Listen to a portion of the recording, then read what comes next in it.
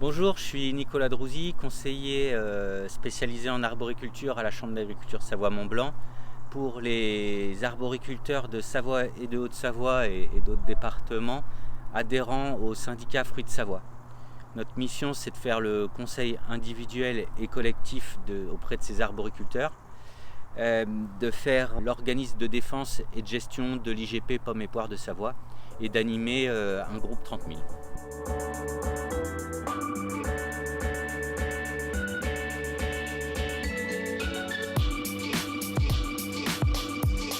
Suite à l'engagement de l'État dans la réduction de l'utilisation des produits phytosanitaires lors des différents Grenelles de l'environnement, il finance des groupes d'agriculteurs précurseurs et motivés, ce sont les groupes 30 000. Cette dénomination est liée à un objectif de 30 000 exploitations engagées dans cette démarche sur les 300 000 fermes françaises pour, après diffusion des résultats, faire boule de neige auprès de ces exploitations restantes. Ainsi, en Savoie et en Haute-Savoie, 12 exploitations spécialisées en arboriculture se sont engagées dans cette démarche entre 2019 et 2023. Alors, les objectifs de notre groupe 30 000 étaient de réduire l'utilisation des produits phytosanitaires de synthèse de la moitié par rapport à la référence nationale en cours en 2019, pour limiter leur impact sur l'environnement et améliorer la biodiversité, tout en maintenant une production équivalente en qualité et en quantité.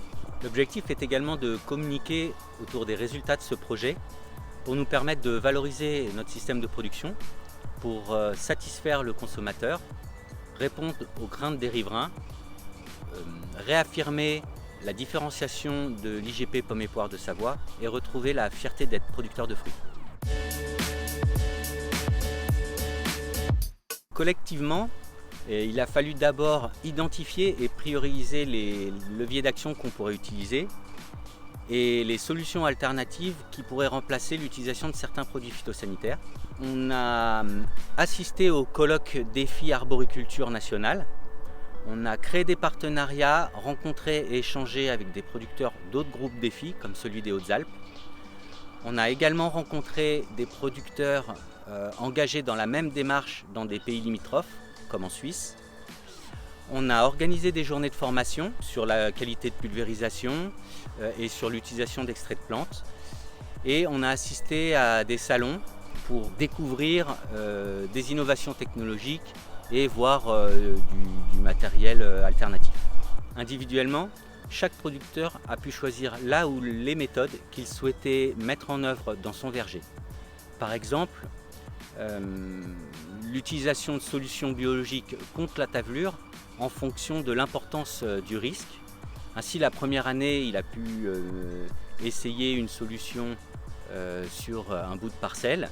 La deuxième année sur ces variétés peu sensibles et la troisième année, il a étendu cette méthode à l'ensemble de son verger. Suite aux réalisations individuelles, des réunions sont organisées chaque année pour partager les expériences et les résultats de chacun. Ce partage permet de s'inspirer des bons résultats et intégrer plus de solutions alternatives l'année suivante. Et en bilan, l'objectif initial a été atteint car en 2022, l'utilisation des produits phytosanitaires de synthèse à l'échelle du groupe a été réduite de plus de la moitié par rapport à la référence nationale de départ, par l'utilisation de méthodes alternatives et de solutions de biocontrôle dans la totalité des vergers des producteurs engagés dans la démarche. Par ailleurs, cette démarche a permis de limiter et de diluer le risque lié à l'expérimentation. Ainsi, plus de solutions ont pu être testées et puis reproduites lorsque leur efficacité était satisfaisante. Le souhait des producteurs était également de communiquer auprès du public sur les efforts qu'ils avaient engagés pendant ces 3 années.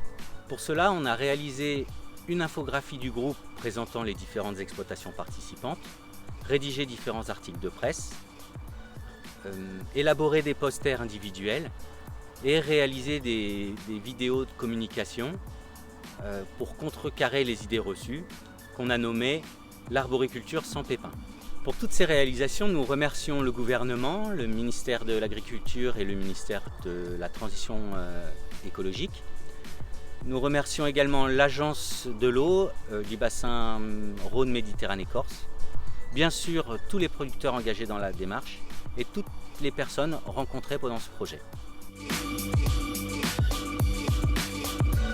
Pour le futur, il est important de poursuivre le travail engagé en continuant de s'informer sur les nouvelles biosolutions et les innovations technologiques dans nos filières, mais aussi dans les autres filières, au niveau national et voire mondial.